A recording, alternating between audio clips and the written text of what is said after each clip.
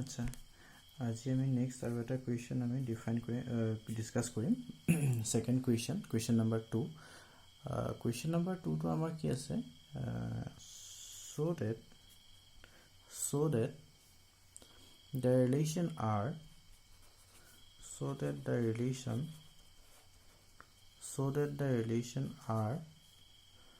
in the set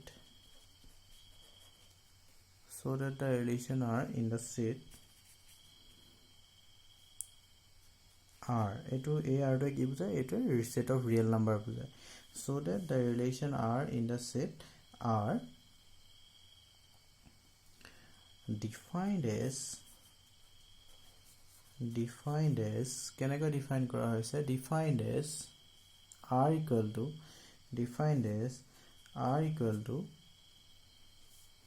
a comma b such that a is less than equal to b square is neither reflexive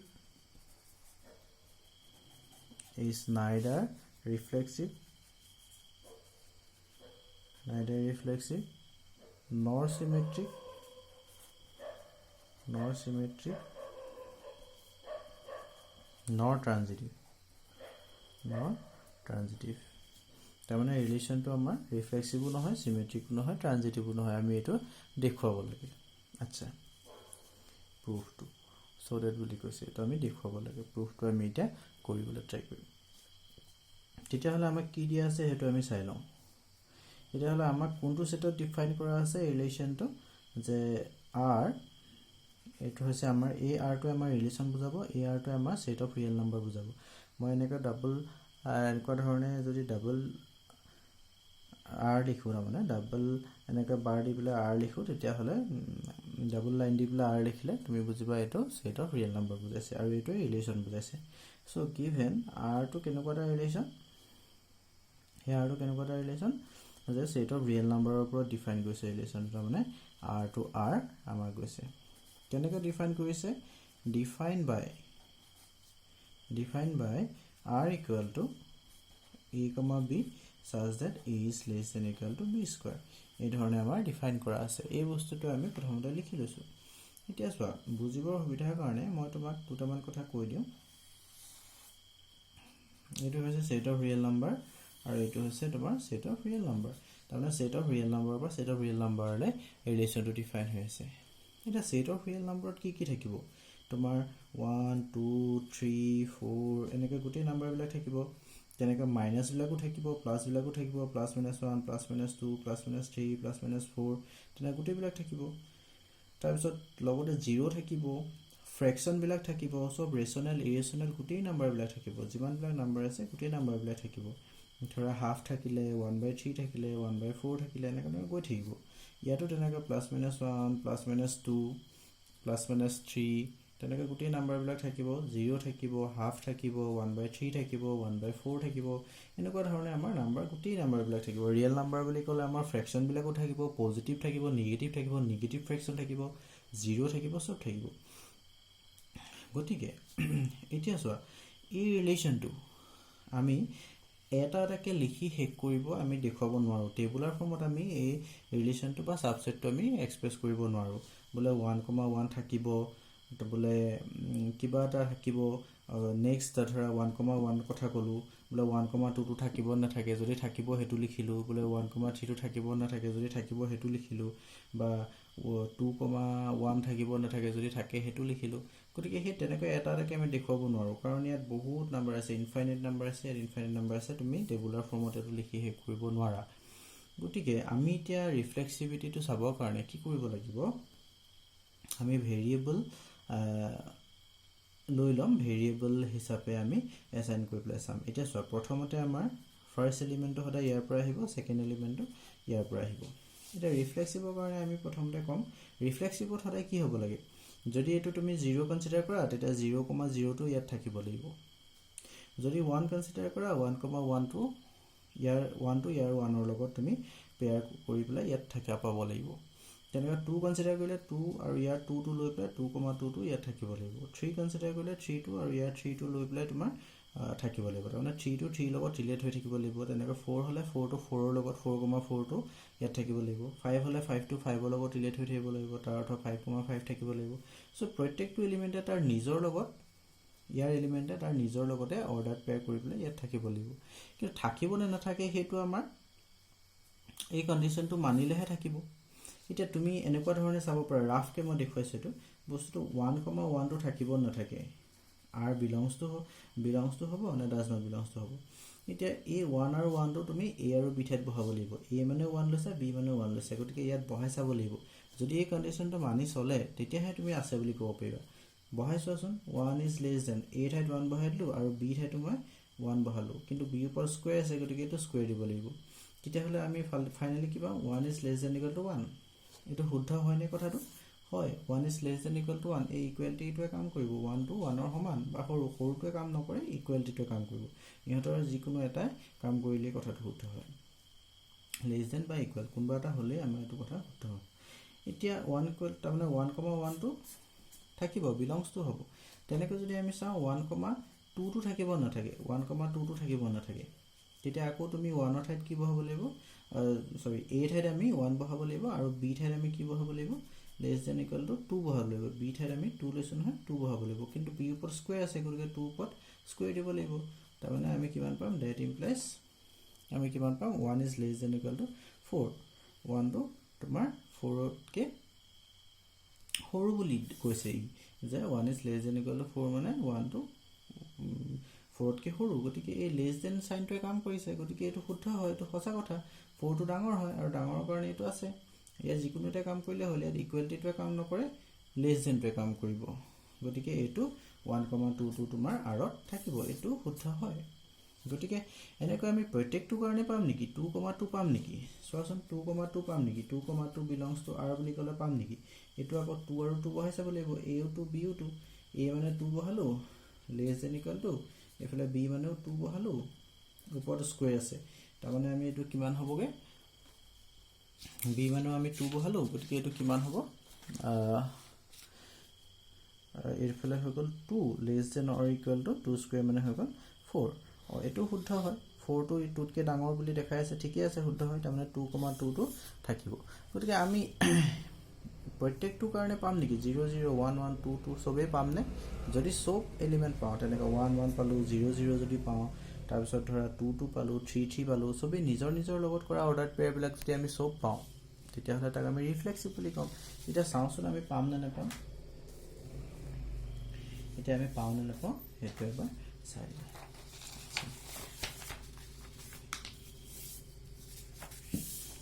just এই ফ্ৰেকশন বিলাক এবাৰ লৈ চাও ফ্ৰেকশন বিলাকো থাকিব লাগিব নহয় সাপোজ মই হাফ ললো হাফ, টো থাকিব নাথাকে হাফ, টো আৰত থাকিব নাথাকে তেতিয়া হলে তুমি কি কৰিব লাগিব এই হাফ a মানে হাফ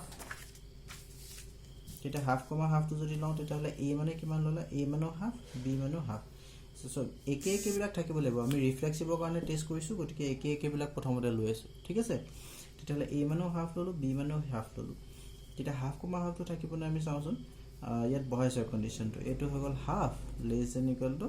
হাফ b মানেও হাফে লৈছিলা যেহেতু হাফে বহাব লাগিব আৰু ওপৰত খালি স্কয়াৰ আছে তাৰ মানে half is less than equal to এটো স্কয়াৰ কৰিলে 1/4 হ'ব কিন্তু আমি জানো এটো শুদ্ধ হয় জানো এটো নহয় হাফ মানে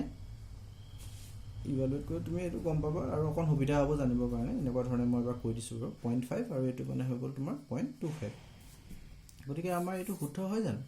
0.5 to 0.25 তকে ডাঙৰ হয় জানো ডাঙৰ বুলি কৈ আছে বা সমানটো নহয় আৰু লগতে ডাঙৰো নহয় তাৰ মানে এটো শুদ্ধ নহয় তাৰ মানে এটো শুদ্ধ নহয় তাৰ মানে এটো শুদ্ধ নহয় তাৰ মানে এই কন্ডিশনটো শুদ্ধ নহল ই মানি নচলিলে হাফ আৰু হাফে গতিকে তোমাৰ কি হ'ব আমি যে ইয়াত কৈছিলো যে প্ৰত্যেকটো কাৰণে পাইছিলো আমি 0 0 চালেও পাই যাম 0 0 তুমি যদি চোৱা 0,0 যদি লৈ চোৱা আৰত 0 is less than equal to 0 square তাৰ মানে 0 is less than equal to 0 এটো শুদ্ধ হ'ব এটো থাকিব তাৰ পিছত 1,1 টো থাকিব 2,2 থাকিব তেনেকৈ 3,3 থাকিব 1,2 থাকিব কিন্তু ধৰা 1,2 টো বাৰু ইয়াত নেচালেও হ'ব মই নি এটো দেখুৱাই দিলো ইয়াত আমি ৰিফ্লেক্সিভ চাইছো কাৰণে একে একে চাব লাগিব 1 1 2 2 3 3 হাফ হাফ 0 0 এইবিলাক চাব লাগিব ফ্ৰেকশ্যনবিলাকো চাব লাগিব আৰু ইণ্টিজাৰবিলাকো চাব লাগিব গতিকে আমি ইণ্টিজাৰবিলাক চাওঁতে আমি ঠিকে পাইছোঁ 1 1 2 2 3 3 ঠিকে থাকিব কিন্তু ফ্ৰেকশ্যনবিলাক হাফ হাফ যেতিয়া ল'লোঁ এই কণ্ডিশ্যনটো আমাৰ মানি নচলিলে গতিকে তোমাৰ হাফ হাফটো থাকিবনে নাথাকে হাফ হাফটো এই ৰিলেশ্যনটোত নাথাকে মানি নচলিলে যে কণ্ডিশ্যনটো এই যিটো আমাক কণ্ডিশ্যন দিয়া আছিলে এই কণ্ডিশ্যনটো মানি নচলাৰ কাৰণে হাফ হাফটো ইয়াত নাথাকে গতিকে আমি কি ক'ম যে আমি এটা কথা পালোঁ যে এই সেটটোত থকা প্ৰত্যেকটো এলিমেণ্ট তাৰ নিজৰ লগত কৰা অৰ্ডাৰ পেয়াৰবিলাক নাথাকে 0 0 থাকিব 1 1 থাকিব 2 2 থাকিব ইণ্টিজাৰবিলাকৰ কাৰণে ঠিকে আছে কিন্তু ফ্ৰেকশ্যন এটা যেতিয়া আমি লৈ চালোঁ ৰিয়েল নাম্বাৰ বুলি ক'লে ইয়াতো ফ্ৰেকশ্যনো থাকিব গতিকে ফ্ৰেকশ্যনবিলাকো কোন থাকিব লাগিব হাফ হাফ লৈ চালে আমাৰ দেখিলোঁ হাফ হাফটো ইয়াত নাথাকে হাফ হাফটো আমাৰ নাথাকে গতিকে আমি কি পালোঁ আমাৰ এইটো ৰিফ্লেক্সিভ নহ'ব কাৰণ গোটেই এলিমেণ্টবিলাকৰ কাৰণে নাই গতিকে আমি সেইটো ৰিফ্লেক্সিভ নহয় বুলি ক'ব লাগিব মই লিখাটো পিছত লিখাই দিম খালি প্ৰথমতে বস্তুটো বুজি লওঁ আচ্ছা এতিয়া চিমেট্ৰিক হয়নে নহয় আমি চাব লাগিব ৰিলেশ্যনটো চিমেট্ৰিক হয়নে নহয় এতিয়া সাপোজ আমি এটা ৰিলেশ্যনটোত থকা এটা এলিমেণ্ট লৈ লওঁ লেট 1,2 বিলংছ টু আৰ 1,2 টো ৰিলেশ্যনটো থাকেনে থাকে কেলে থাকে কাৰণ আমাৰ এই কণ্ডিশ্যনটো মানি চলে নে চাওঁচোন আমাৰ ডেফিনেটলি কণ্ডিশ্যনটো মানি চলে অলপ আগত আমি ভেৰিফাই কৰিছিলোঁ 1 is less than equal to 1,2 টো থাকে বুলি পাইছিলোঁ কাৰণ 1 ইজ লেছ দেন 2 তাৰমানে 1 ইজ লেছ দেন 4 গতিকে এইটো শুদ্ধ কথাৰ কাৰণে 1,2 টো থাকে কিন্তু চিমেট্ৰিক হ'বলৈ হ'লে কি হ'ব লাগিব যদি 1,2 টো থাকে বুলি পাই আছোঁ তেতিয়াহ'লে তাৰ উল্টাটো থাকিব লাগিব তাৰমানে এছ কেলে এইটো থাকে সেইটো কৈ লৈছোঁ প্ৰথমতে 1 is less than equal to 2 square তাৰমানে 1 is less than equal to 4 এতিয়া তাৰ উল্টাটো থাকিব লাগিব চিমেট্ৰিক হ'বলৈ হ'লে 2,1 টো আৰত থাকিব লাগিব থাকে নে নাথাকে চাওঁচোন এতিয়া 2,1 টো থাকিবলৈ হ'লে কি হ'ব লাগিব 2,1 টো থাকে নে নাথাকে সেইটো চাবৰ কাৰণে তুমি এবাৰ 2 ঠাইত A ঠাইত 2 ল'লাতো আৰু B ঠাইত 1 ল'লা এতিয়া তুমি বহাই চাব লাগিব ইয়াত বহাই চাব লাগিব এই কণ্ডিশ্যনটোত A আৰু B ঠাইত A ঠাইত তুমি 2 বহাবা B ঠাইত তুমি 1 বহাই পেলাই চোৱা 2 বহালো less than equal to 1 square 2 is less than equal to 1 শুদ্ধ হয়নে এইটো 2 টো 1 তকৈ সৰু বা সমান বুলি কৈছে এটাও নহয় সৰুও নহয় সমানো নহয় গতিকে এই কণ্ডিশ্যনটো মানি সি নচলিলে গতিকে আমি 1,2 টো আৰত থাকে 1,2 টো যদি আৰত থকা এটা অৰ্ডাৰ পেয়াৰ হয় তেতিয়াহ'লে তাৰ উল্টাটো আৰত থাকিব লাগিব কিন্তু আমাৰ ইয়াত কি পালোঁ 1,2 আৰত থাকে কিন্তু এইটো আৰত নথকা এটা পালোঁ গতিকে আমাৰ কি পালোঁ যে ৰিলেশ্যনটো থকা এটা অৰ্ডাৰ পেয়াৰৰ তাৰ উল্টাটো ৰিলেশ্যনটোত নাথাকে গতিকে আমি কি ক'ব পাৰিম গতিকে এইটো আমাৰ নট চিমেট্ৰিক নহয় আমি এই এক্সাম্পলটো দেখুৱাই দিলে হ'ব আমি পিছত সলিউশ্যনটো কেনেকৈ লিখে সেইটো কৰোঁতে আমি দেখুৱাই দিম তাৰ আগতে আমি কথাখিনি আমি ভালদৰে এবাৰ চাই লৈছোঁ আচ্ছা এতিয়া ট্ৰেনজিটিভৰ কাৰণে তোমালোকে এটা বস্তু চাব লাগিব ট্ৰেনজিটিভৰ কাৰণে তুমি দুটা অৰ্ডাৰ পেয়াৰ লৈ ল'ব লাগিব ৰিলেশ্যনটোত থকা দুটা অৰ্ডাৰ পেয়াৰ তুমি লৈ ল'ব লাগিব এতিয়া ট্ৰেনজিটিভৰ কাৰণে থকা দুটা অৰ্ডাৰ পেয়াৰ আমি ট্ৰাই কৰোঁচোন বনাবলৈ এইটো অকণমান বনাব লাগিব দেই তোমালোকে এতিয়া ট্ৰেনজিটিভত থকা আমি দুটা আচ্ছা ইয়াৰ কাৰণে তুমি দুটা অৰ্ডাৰ পেয়াৰ কনচিডাৰ কৰিব লাগিব যিকেইটা অৰ্ডাৰ পেয়াৰ ৰিলেশ্যনটো থাকে আমি এতিয়া এনেকুৱা দুটা অৰ্ডাৰ পেয়াৰ লৈ লওঁ ছাপ'জ 10,2 টো আৰত আছে এতিয়া ছাপ'জ বুলি কৈছোঁ হয় কিন্তু এইটো আছে বুলি কৈছোঁ যে এইটো হয়নে নহয় প্ৰকৃততে থাকে নে নাথাকে তুমি চাই লোৱা 10 প্ৰথমটো কি হ'ব লাগিব ফাৰ্ষ্টটো এটো তাৰমানে লেছ দেন ইকুৱেল টু ছেকেণ্ডটোৰ স্কুৱেৰতকৈ সৰু হ'ব লাগিব 10,2 নাই এইটো নাথাকিব 10, তুমি কি ল'ব লাগিব 10,4 ল'ব লাগিব 10, যদি 4 লোৱা তেতিয়াহ'লে তুমি চোৱা প্ৰথমটো A ঠাইত 10 বহালা আৰু B ঠাইত তুমি 4 বহাই দিলা স্কুৱেৰ হৈ গ'ল 10 is less than equal to 4 মানে 16 স্কুৱেৰ এইটো শুদ্ধ হয় কথাটো এই কণ্ডিশ্যনটো মনাকে আমি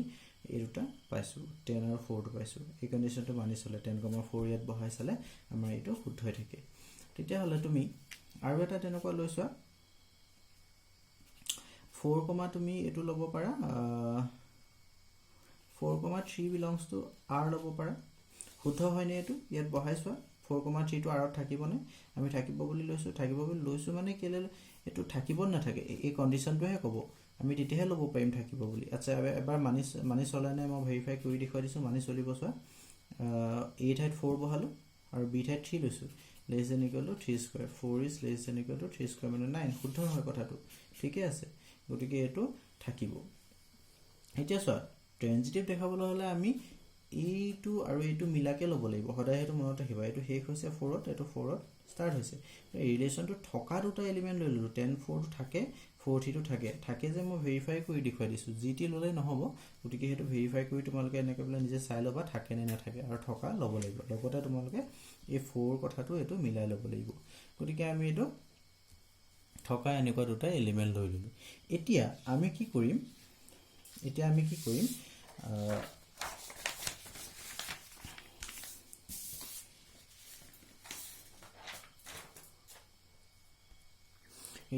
কৰিম আমি চোৱা এইটো বস্তুটো আমি মিলাই চাম যে 10,4 টো আৰত আছে 4,3 টো আৰত আছে এই দুটা মিলি থকাকে লৈছোঁ আচ্ছা এতিয়া আমি চাম 10,3 টো আৰত আছে নে যদি আৰত আছে বুলি পাওঁ তেতিয়াহ'লে এইটো কেছত আমাৰ ভেৰিফাই হৈ যাব ট্ৰেনজিটিভিটি প্ৰপাৰ্টি আৰু যদি কেনেবাকৈ নোহোৱা হয় তেতিয়াহ'লে ভেৰিফাই নহ'ব আমি চাওঁচোন 10,3 টো আৰত আছে নে নাই ঠিক আছে 10,3 টো এইটো আৰত আছে এতিয়া এইটো আৰত আছে 10,3 টো আৰত আছে নে চাওঁ যে 10,3 টো আৰত আছে নে নাই হেতু কেনেকৈ ভেৰিফাই কৰিম যে এই 10 আৰু 3 টো আমাৰ যেটো কন্ডিশন আছিলে এই কন্ডিশনটোত বহাই চাব লাগিব 10 আৰু 3 টো আমি এই কন্ডিশনটোত বহাই চাব লাগিব এই কন্ডিশনটোত বহাই চাম 10 মানে হৈ গ'ল আমাৰ a মানে হৈ গ'ল 10 less than equal to b মানে হৈ গ'ল 3 কিন্তু b ওপৰত স্কয়াৰ আছে 10 is less than equal to 3 মানে 9 এই কথাটো শুদ্ধ হয়নে 10 টো 9 তকৈ সৰু বুলি কৈছে লেছ দেন বুলি কৈছে আৰু ইকুৱেল টু বুলি ইকুৱেল টু নহয় আৰু লেছ দেনো নহয় গতিকে এইটো শুদ্ধ হয় নে নহয় গতিকে এই কন্ডিশনটো মানি চলিলে নে লেছ দেন ইকুৱেল টু নহ'ল নে নহ'ল not less than equal to হ'ল এইটো কন্ডিশনটো আমাৰ মানি নচলিলে লেছ দেন ইকুৱেল টু কন্ডিশনটো আমাৰ মানি নচলিলে শুদ্ধ নহ'ল গতিকে এইটো তুমি থাকিব বুলি ক'বা নে নাথাকে থাকিবলৈ হ'লে কি হ'ব লাগিব এইটো কথা মানি চলিব লাগিছিলে 10 to 9 তকৈ এইটো যদি সৰু হ'ল তেতিয়াহ'লে ঠিকে আছে কিন্তু এটা সৰু নহয় 10 টোহে ডাঙৰ 9 টো সৰু ন সেইটো কথাটো উল্টা হৈ গ'ল নট সেইকাৰণে নট এনে কাটি দিব লাগিব not less than or equal to লিখিব লাগিব গতিকে এইটো